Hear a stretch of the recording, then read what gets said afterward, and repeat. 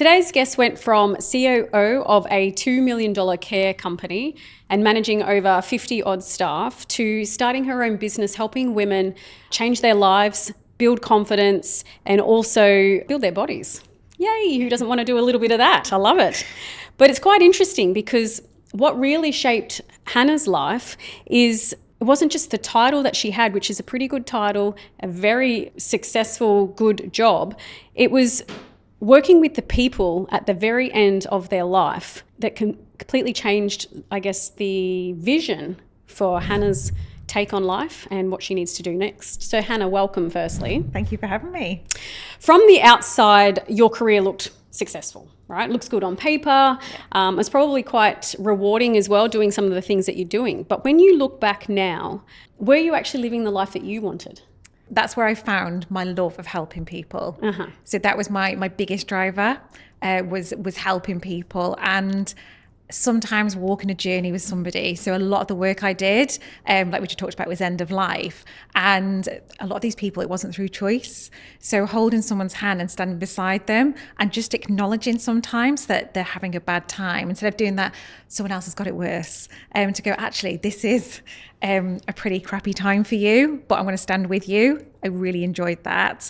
But I always knew there was more for me, that I wanted to kind of venture out a little further than within the care world. And the sport arena has always been a huge thing for me. So I knew that I wanted to kind of put my foot back in there again. You know, it's interesting. One of the things that you've told me previously, and by doing some research, look out, opening some closets here. No, I'm not really. I talk about the oxygen tank moment. Tell us a little bit about that story, because I believe that was quite impactful for you. Yeah, so during COVID, I went out with the care teams. I was a frontline worker. We all had our little routes and we had our little routines and the same clients that we go to. I went to this house and it was mother and son, and we've been brought in to help bath this lady. And she said, I was in hospital and they've sent me away because obviously it's COVID and I'm more protected at home. And, we were talking about so many things, and she had this oxygen tank. And she turned and looked me straight in the eye and she said, Hannah, the day I come off this oxygen tank will be the day I die. And it hit me so hard. I've been doing this for years, but to see that fear in her eyes and that reality, and it really hit me so hard. And after, doing the job 7 or 8 years, I went to my car and I cried. And I was like, wow, so we have all these little things going on in our lives that are so petty, and we think, this is so bad, or think the worst that is happening to us. And then for somebody to say that to me, again, reflected on why I was doing what I was doing, but also like what a changing moment as well. So what did it unlock? A few things, really. I guess the first one was kind of that emotion.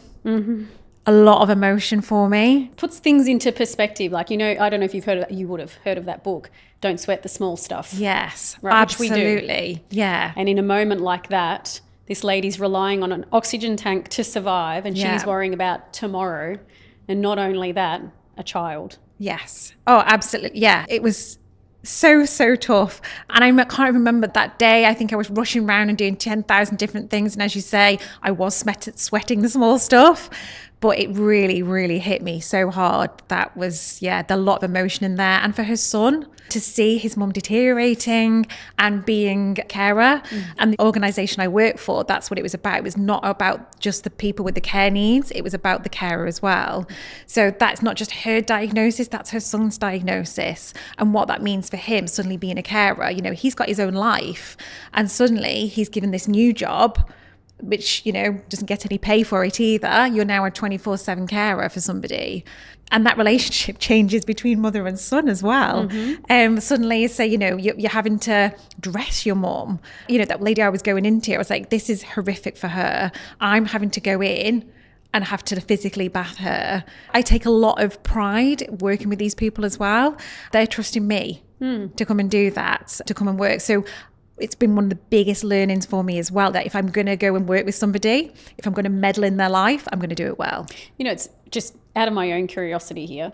Someone is, she's not on her deathbed, but she's got something, that's keeping her alive right now. But And obviously, as you say, self-pride, that she would be feeling a little bit, I don't know how she's feeling. I don't want to speak for her, but how does she feel in that moment? And what we do come across these people in our own lives.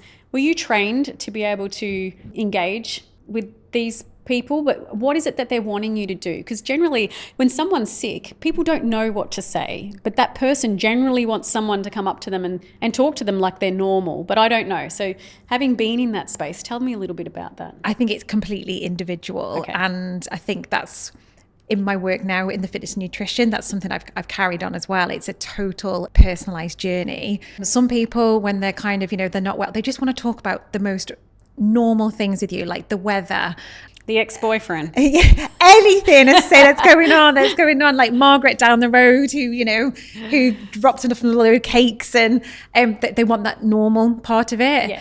And some people, they just want that non-judgmental soundboard to go to as well, so they can talk about how they're feeling. Yep. And sometimes you can't always be prepared for those moments. I have a story as well that we work with children, a lot of children, and we had this scheme called Young Carers. So this was for children whose might be a parent, a sibling, or somebody who had an illness, disability, end of life. And we worked really closely with this family through our nursery and through this Young Carers project. And the mum was end of life. And it was a nephew that was going to take care of this little boy. And we worked really closely, and they said, she's died. We're going to tell him today. Will you be there? And I was like, okay, yep, that's fine. I can be there. And I go to the school, the head teacher's there, the nephew's there and his partner. And they were like, right, okay, can you please tell him? And I've not had any, what the correct terminology is. Formal training, formal training to do this moment. And I was like, you're looking to me as a professional. And this moment is going to stay with this little boy for the rest of his life. I'm going to be that woman who told him that his mum had died. And I was like, okay, I have to think about this logically. So there's not always training for all those moments in life, but just trying to act quickly on your feet to kind of think, do you know what, let me put myself in his shoes.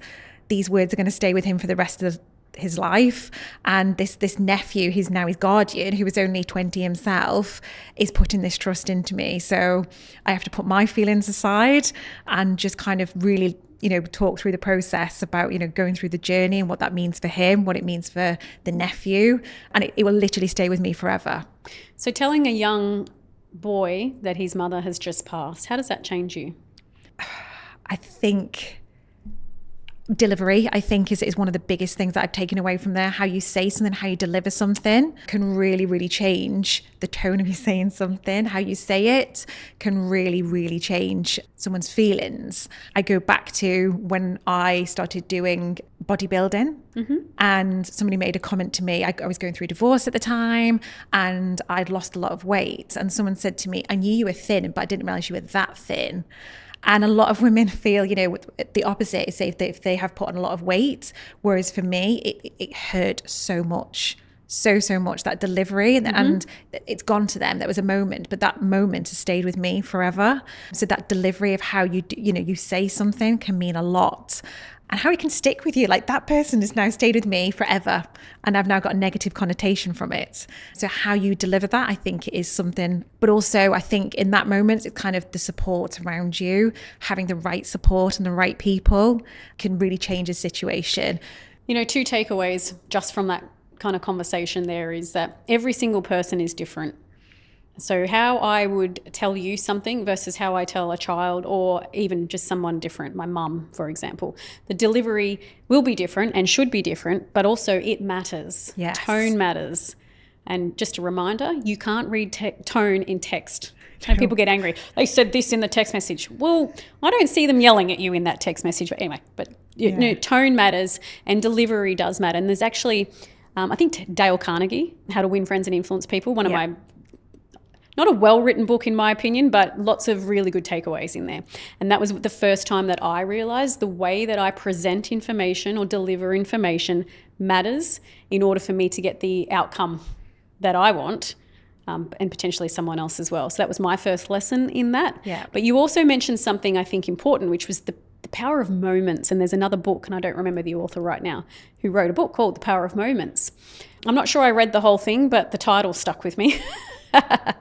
Because like even something such as a birthday, people are like, no, don't worry about it. Yeah, but that's important to someone else. And making someone feel good about something important, like changing their body composition for a bodybuilding competition. Yeah. Or having a birthday, or getting a C grade sound instead of a D. Yes, Mum, that was me. It's a win. And it goes back to celebrating the wins, the power of moments, and they matter. And maybe if you have upset someone's moment, that you need to reflect and change that. Yep, absolutely. But it literally can change the trajectory of someone's life. And in your case, the bodybuilding moment, that journey for you changed everything. Yes. Right? Tell us a little bit about that. I was going through a divorce. Yeah. I used to joke and say, I'm a senior manager. I've got a beautiful home. I've got 2 lovely children. I was married, and I was like, what's next? And then suddenly everything kind of fell apart, and I found the gym. I've always been sporty. I've always enjoyed sports at school. I was always in the teams. I've played ladies football. I was a hockey player for the Isle of Man.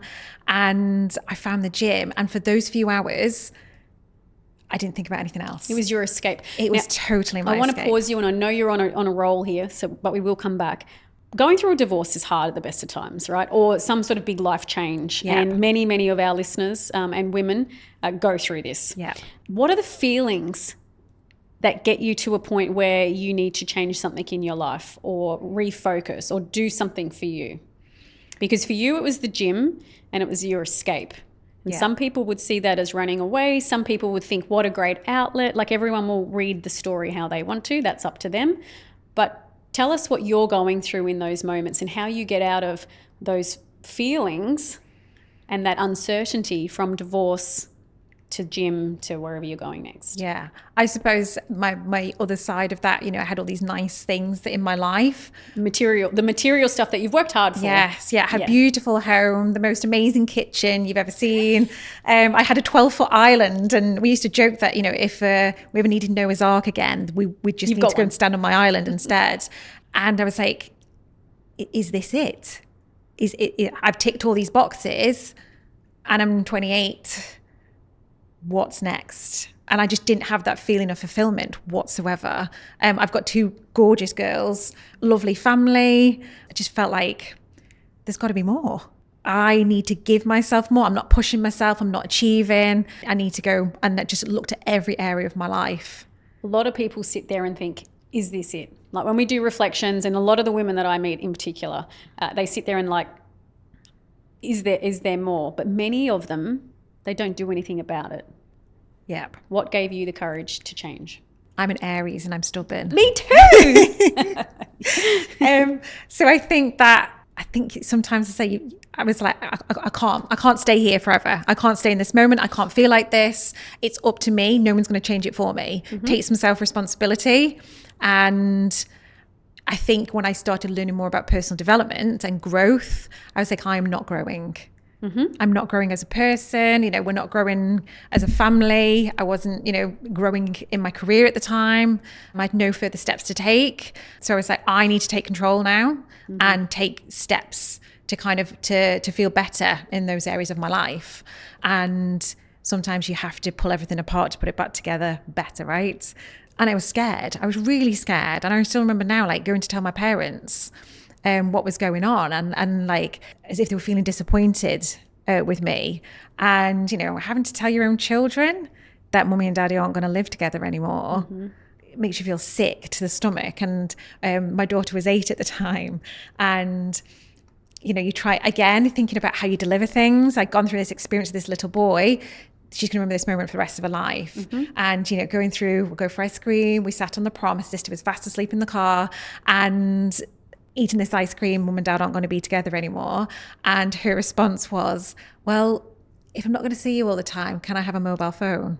And I thought, this is so crafty. And so at the time, you're like, yeah, absolutely. Whatever you want to say is, but yeah, very, very clever way of turning it. But those moments stay with you. Yeah. And so you have to pull those things apart to come back stronger. And that's what I feel I started doing. And people will say to me, Hannah, you're really brave. And even like in my most recent times, I want to be brave.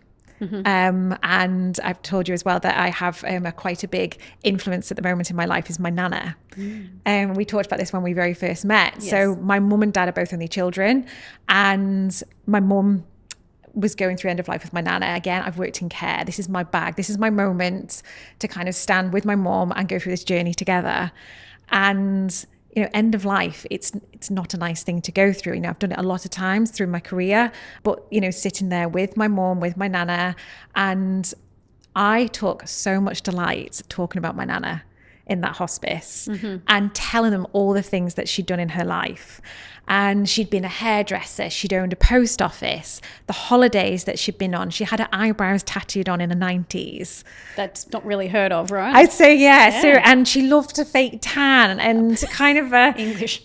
and all these things that she did and laugh about it and these experiences.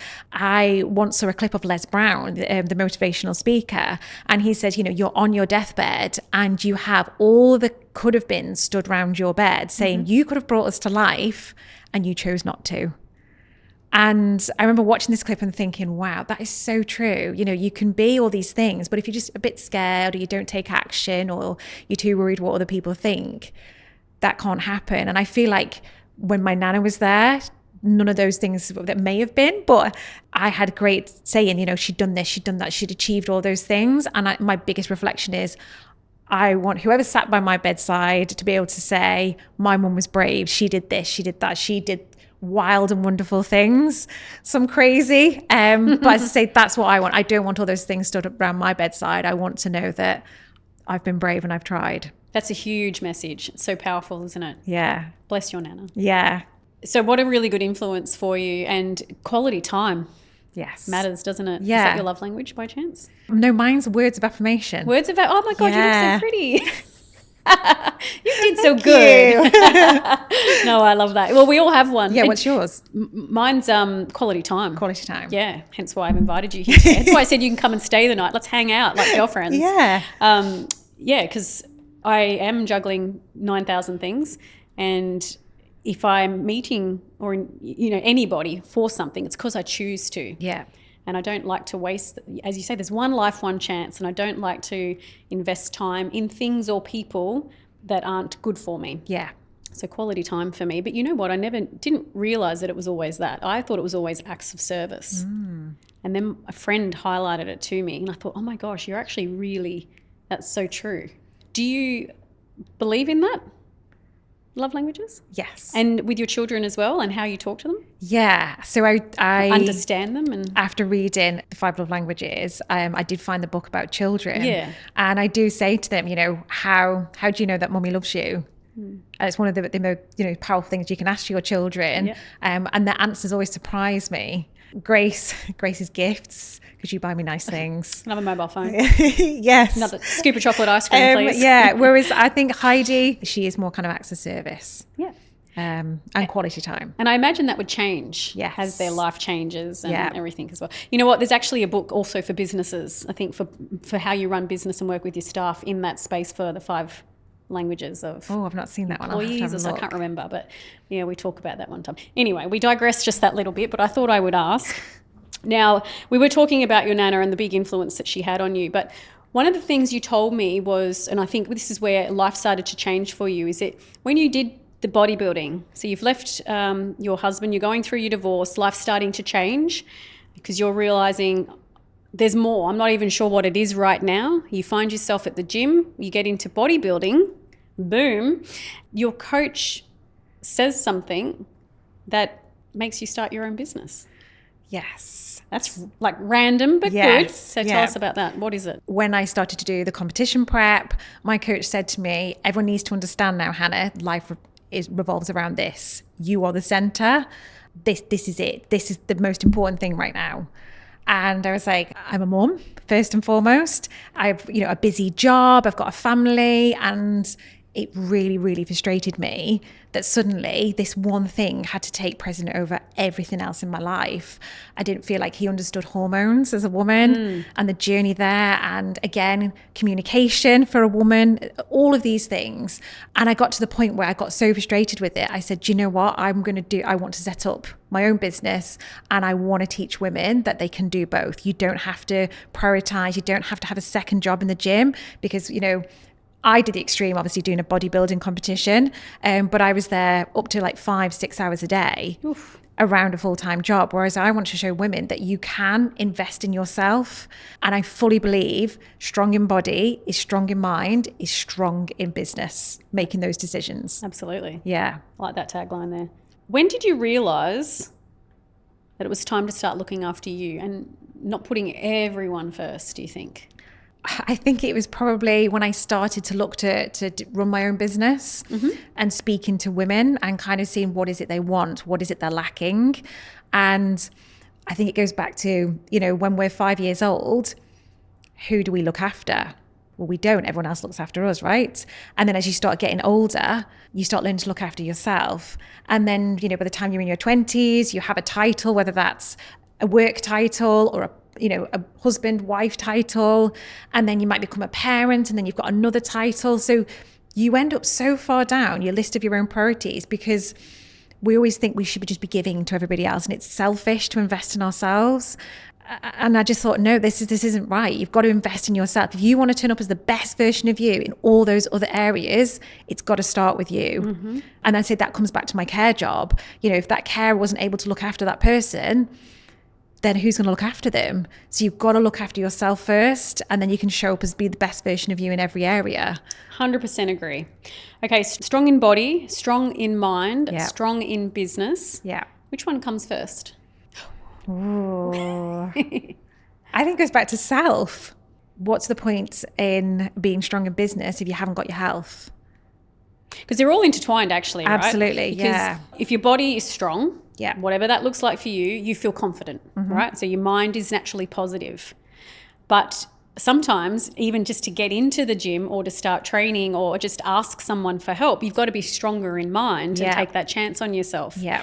So it's tough. I work with a lot of entrepreneurs as well, and interestingly, yes, I mentor business, but a lot of the conversation starts with mindset. Yes. And I find if business isn't doing so well, it's because they're not in the right frame of mind. Yeah. And that's why so many successful business people and entrepreneurs are gym junkies of sorts. Yeah. They have that outlet and they look after their body, and what goes in it as well, and the mind. Absolutely, yeah. I know a lot of coaches who have gone into personal development, who've started off on that journey. And that's been a big thing for me, is mindset shift. Complete and utter shift for me. I'm still in that process of working on it. I don't think it's ever a done deal, is it ever? Never. But as I say, for me, that has been a big part of the journey, that kind of self-belief as well. Do you think because you live here in Dubai now, removing yourself from specific circumstances and locations, because we've all moved countries and changed, jobs and relationships and all things, do you think that plays a lot to do with how strong your mind can be? Yes. And, I toyed with it as well. Is it a running away sometimes? Or is it kind of that mindset shift as well? And yeah, I think it is very much, you've got, anybody who becomes an expat has to make that first decision, right? And you've got to be strong to make that first decision. It's scary. You're leaving your safety behind. So I think you definitely have to be strong to kind of, to be an expat and to make those moves and to do all those things. Yeah, I think it's definitely a mindset there. I always say reframe the story. It's not running away. It's walking forward to new opportunities. Yeah. Do you know what I mean? So that's the positive mindset Absolutely. shift right there. Rewiring the brain to, you're not leaving anything behind. You've been there. You've done it. That's great. I've got memories. I've got stories. Yeah. I've grown. I've failed. I've done amazing things. But now onwards and upwards. Yeah. And I think you have to decide, don't you? You have to decide which way you're going. Are you doing the running away, or are you doing this as this is opportunities, this is growth, this is the next chapter? But that's the freedom that we are lucky to have, right? It's choice. Yes. So choosing to stay is a choice. Yes. Choosing to step forward is a choice. So I think that's something that I think people need to understand more, is that you have the ability to change your circumstances anytime, anyhow. And I understand that it's not as easy for everybody. There's a lot of different circumstances, but I would like to remind people of that. And obviously it's exactly what you did. You found the courage to make a decision, and that decision has led you here to running your own business. Tell me a little bit about your business. What do you do now? So I'm a fitness and nutrition coach. I work predominantly... Yes, please. I work with predominantly women over 35 who are quite often very busy, who want to lose fat, not weight. I'm very, very particular about this. Who want to lose fat, build muscle, and understand food. Explain to the listener what's the difference between losing fat and losing weight. I think we're very much that generation where the scales determine our success. I know so many women, they've had a fantastic week. They jump on the scales, it's not moved or it's gone up. And they're like, I failed. And muscle weighs more than fat. So as you're starting to build muscle, I've had clients before where in 4 months, they've lost 4 pounds. And you kind of go, 4 months, that's nothing. But she'd lost 12.5 centimeters off her waist and looked amazing. She looked phenomenal. But because she was building muscle for the first time in her life, she was building good quality muscle tissue. And, you know, again, it comes back down to nobody cares about what your scale weight says. What you care about is how you feel in your own body. Yeah. So I say and as women, as our hormones change, so as you get older. I don't know about that. Oh, as you get older, say those scales go up and down throughout the week. So depending on what day it is, what you've eaten the night before, how tired you are, where you are in like your monthly cycle can determine so many things with those scales. They are not the best tool to be using whatsoever. Throw them out. Get rid of them. Yeah. I have women who we don't use the scales at all because it becomes an obsession. Yep. And I say they're just so focused on seeing a number, which means whether they've succeeded or not. I recently hired a fitness and health coach myself, and he said to me, what do you want to do? What's your goals? And I said, actually, it's body composition change. I want to change the composition of my body. So it's not about weight and it's about energy. So that was about fueling better, moving more, and just changing, I guess, the fat, which is the soft, squishy bits that still exist, to firming them up just that little bit. And as you say, it's a big difference between dropping a kilo or two or bringing in the waistline, showing nice little bit of sculpted leg or arm. It's coming soon. Watch this space. No pressure. But do you know what I mean? Like, so, and you're right, it changes because when I was a little bit younger, obviously owning gyms as well, was so important aesthetically, and owning a gym as well is what you look like. Yes. And so you get into a negative mindset, sometimes potentially, and even myself, bad relationships with food. You have to rewire all of this stuff again. And then you throw into the mix age and perimenopause and all the hormonal things. And then as we're going through right now, a little bit of change of what's going on in the world and the environment stresses and things like that.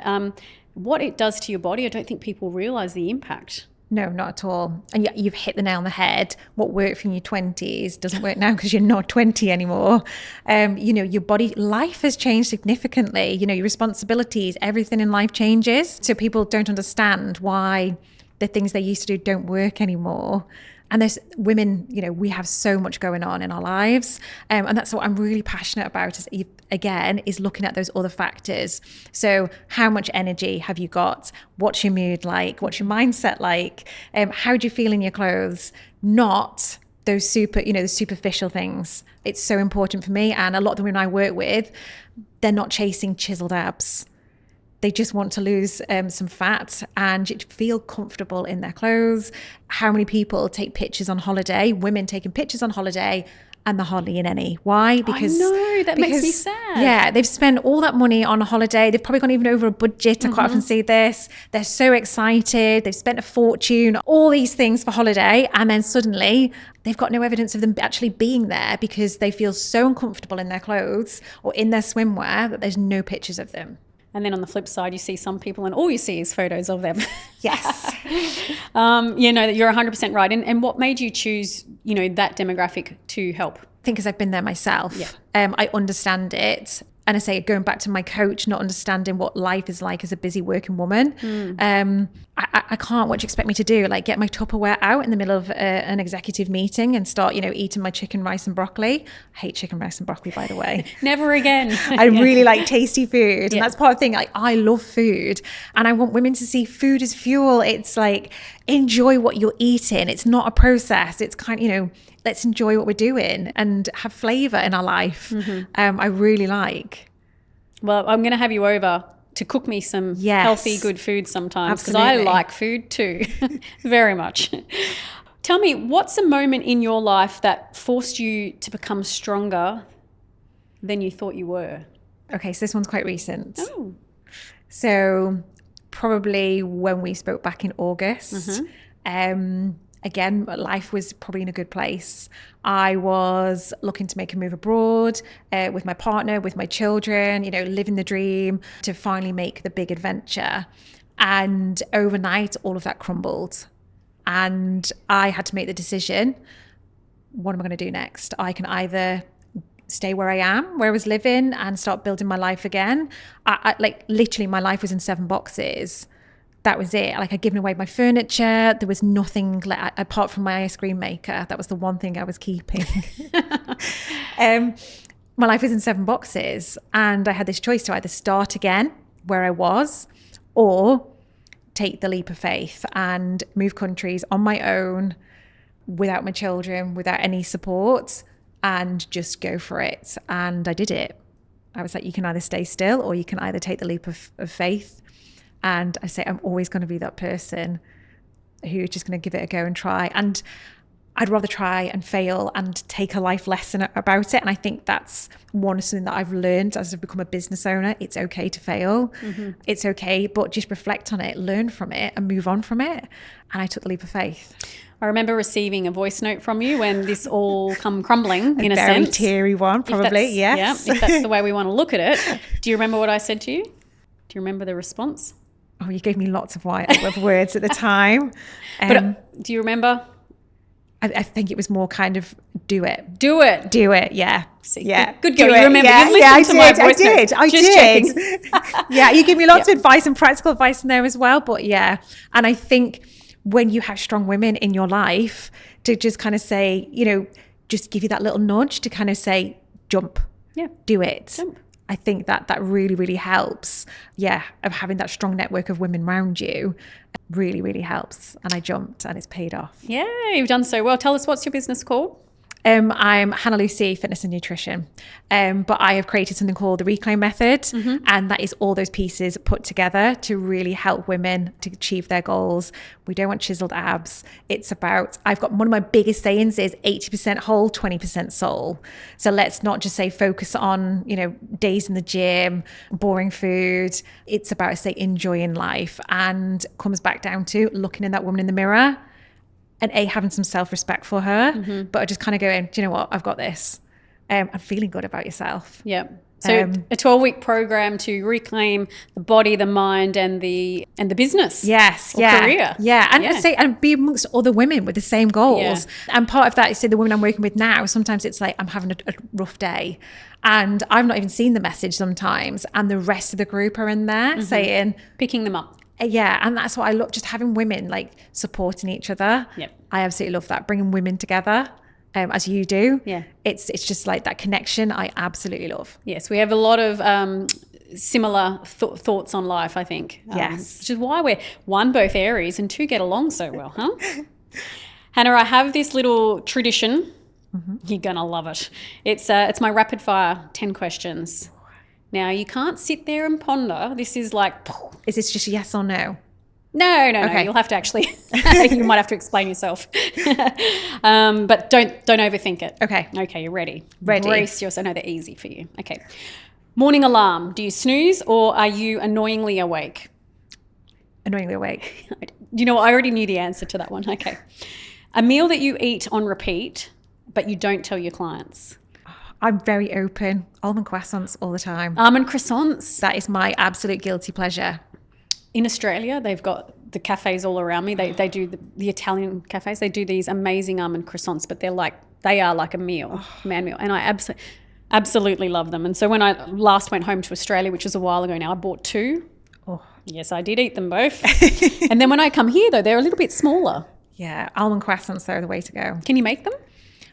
No, I've been bought the equipment before, but I've never actually tried it. Maybe that's something we need to do. No, because then we'll eat them all.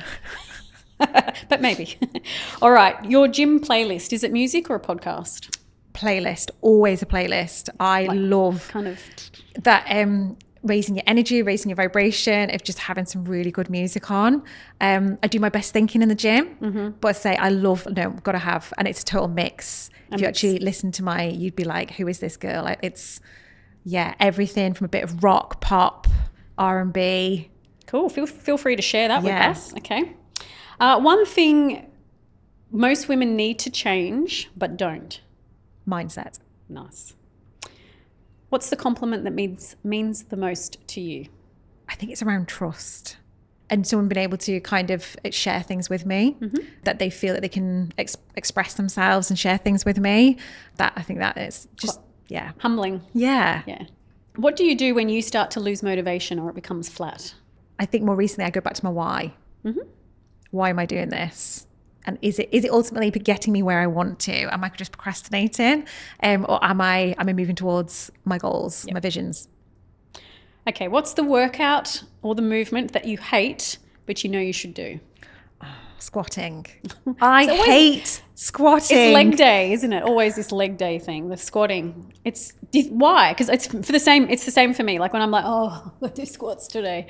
It's like, it hurts. Yeah. My mind. Yeah. My body. I've joined a gym recently and I'm going to classes, and it's made me go back to those exercises I don't like doing. Good. Yeah. Okay, so squats. All right, think about Hannah 10 years ago. What would she think of you now? I think she'd be shocked. I think that was, let's say, that about 10 years ago was the moment that I started questioning everything that was going on in my life, that I should feel very fulfilled. So I think she would go, I think she'd probably be a bit scared that she was going to end up in Dubai 10 years later, running her own business. Yeah. Good. And proud. Yes, I hope proud. So think about, what's one word your closest friend would use to describe you? Stubborn. Oh my gosh.